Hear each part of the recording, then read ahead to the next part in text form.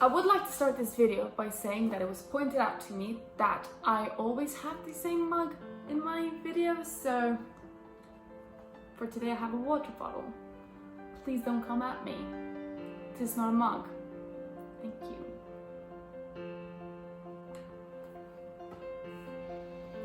Hello everyone, welcome back to Book and Prejudice. My name is Mar, and for today's video I wanted to do a bit of a rundown of my favorite books that I have here in my London bookshelves. Now, this is not a very comprehensive list, simply because I do own a lot of other books that are just in Spain at the moment, so I cannot really show them to you. So here we go. These are my books that I always recommend whenever somebody asks me what they should read next.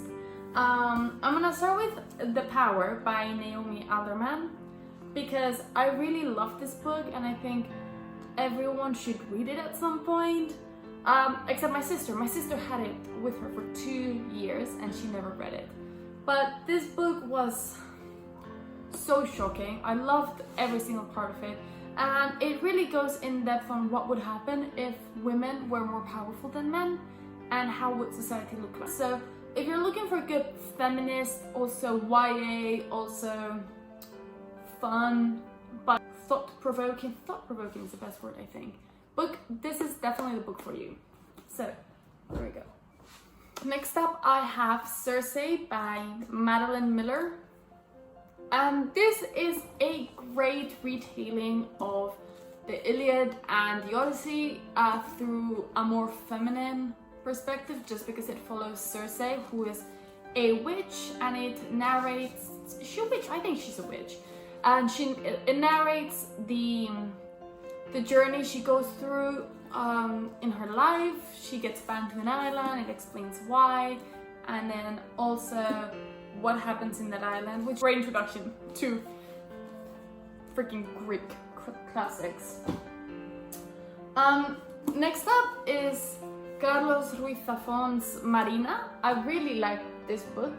I really like him. He was a great author, Spanish author, and I definitely think that anyone that is remotely interested in Spanish literature in the 21st century needs to read him, just because he is a mastermind of literature. And I chose this book in particular, although I could have potentially used any of his books because they would all make into this list, just because this is the only one that I have in London, and also because I have a really good memory of this book. My cousin, that we read it at the same time, and for the whole 2-week trip with both of our families, and there were a lot of car rides, so we would just open the book like this and we both read the pages and then just, you know, read it at the same time. And I just remember crying and loving it. I definitely think this is a really good book if you're interested in Spanish literature as it is. Next up, it is Inkheart. I was gonna read it in Spanish, but it has an English name as well. Inkheart by Cornelia Funk. And this book is so precious. This is like a lifelong treasure of mine, because first of all, look how stunning that copy is. This is beautiful. But also, this was gifted to me by my godmother in 2008. She gifted me the whole trilogy, and I just remember the second and the third I didn't really care as much, but this book I loved, because I just thought that it was so thought-provoking and I felt so identified with Maggie, and I loved as a kid the name of the characters, because I don't know how to translate them properly in English because they're very specific, but they don't have names like Jacob or Carla or something like that. They have like fun names that are great and really attract your attention as a kid. So I really loved this book. This book is so meaningful to me. I love it. It's one of those books that you keep as a treasure, and I don't think I'm ever gonna give this book up to anyone, frankly. But if you have kids in your family, this is a great book. At some point I would love to bring to London the second and third, just so I can have all of the books with me, but there's no space in the flat right now, so that's gonna have to wait a bit longer.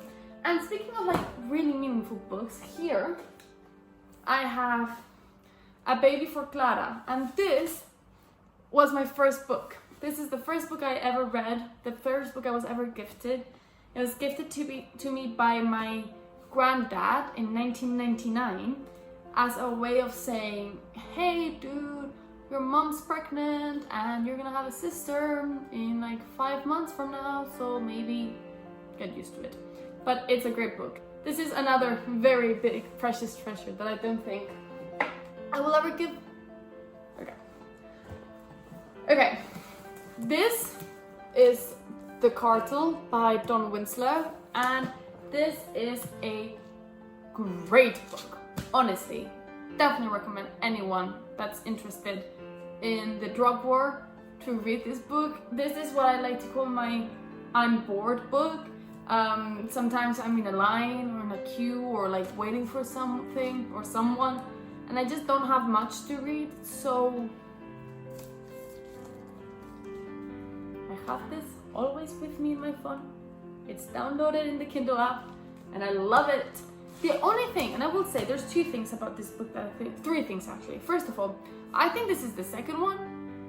I think it says here like, we're going again. Like here we go again kind of thing.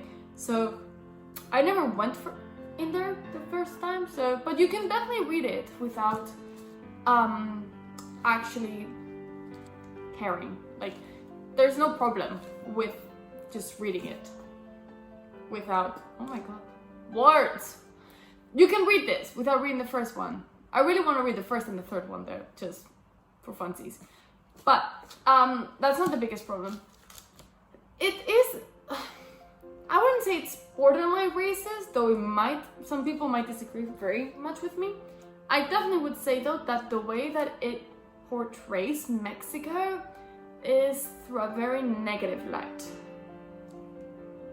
And the first time I read it, I didn't really care for it that much, but I reread it again fully for fun, and I just remember thinking, oh my god, this is not Mexico. Mexico isn't just murder and cocaine. Sure, it's not representing Mexico now, but my mom and dad went there for their honeymoon and it wasn't like that either then. So I think that if you're gonna read this, please, please, please keep in mind that this is just one telling of Mexico, and there's a lot more to a country than one single book. Because you could be fooled into thinking that Mexico is this lawless, corrupted land as opposed to a beautiful country with a lot of history, and I think that that is definitely important. And also, trigger warning, if you don't like guts or blood or very, very, very graphic violence scenes, don't read this, because it's just 800 pages of that. So just don't do it to yourself. Just don't do it. But yeah, it's a really good book. It talks about this cop from America, from the United States, and this Mexican drug dealer who used to be friends. I'm guessing that's what the first book is about. And then he joins the DEA, and then he tries to kill him, and then puts him in prison, and now they're each trying to kill each other. It's really good. I really liked it. Because it's just a very interesting read. But as I said, please, please, please, if you read this, don't think that you should never go to Mexico because everyone's gonna get killed. This is just one telling from one man that was obsessed with the drug war, as he says it. He says it himself. Okay, the next one is The Precedent is Missing by Bill Clinton and James Patterson. This was really good. This was really fun to read. It's a thriller about what terrorism can look like in the 21st century, which I think is a very accurate way of portraying it, and it's really good. I really liked it. It talks, I don't know how involved Bill Clinton was in the writing of this book. I don't think he was very involved. I think he just kind of corrected the parts about the White House that James Patterson would have no way of knowing. It talks about like the president and what he's been faced with, and it's full. I can't say anything because everything is a shock, so I can't really say anything at all, ever. So just read it. It's really good. Really good book. Really good. I definitely recommend it if you're looking for something fun and thrilling and scary and yeah. Okay, this is a bit of an odd one. This is the Illustrated Guide to Modern History by Norman Lowe. This is a history book. That's what it is. 19 to 21st century. Like it just goes through 2 centuries worth of history. But it's really good, albeit very Eurocentric. So don't forget that. But it's really good. I like history a lot, and sometimes I like to be reminded of the details of a certain period, especially when I'm having a very heated debate with my boyfriend. So this is a great book to just pull out and be like, actually, you're wrong. Look at this chapter. And it's a very comprehensive guide. I used this in high school. This was my high school history textbook for the IB one. I was obsessed with it. It took me a few years to find it because it's not a very common book and it doesn't get sold very often. But if you can find it and you like history, I definitely recommend buying this one. And also, it's very nice. It's very like simple. No, it's a really good book. Definitely recommend you taking a look at it if you like history. If you don't like history, you're not gonna care for it, so if I'm super honest. Okay, oh, they're very low now because I'm almost done. I have 3 left. The next one is The Candidate, La Candidata by Elena Moya. This was recommended to me by a really good friend of mine from university because she knows how into politics I am. And it talks about a woman, Isabel San Martin, who wants to be the first Spanish female president. And just her journey, and at the end you find out whether she does it or not. I'm not gonna say anything because I get stressed out with spoilers and everything. So just read it. But it's really good. And I remember very vividly, I got this book because I was gonna spend a weekend in London. So this was my trip book. So I just bought it before I got to the airport, and I started it on the airport and everything. And it was supposed to last me for 3 days. And I got back home to London. So from my house in Spain to my house in London, I finished the book. That's a 5-hour trip, and I finished the book. I could not put it down for the life of me. It was so interesting, so good. And I just remember just reading it and feeling so inspired as a woman in politics to just go for it regardless, because her values were so aligned to mine and her story was so inspiring. Yes, I know that it's fake, but I think that this is a good book to read if you just want to feel like inspired in whatever career you do and invigorated and ready to take on the world. Definitely a good book. Definitely a good book.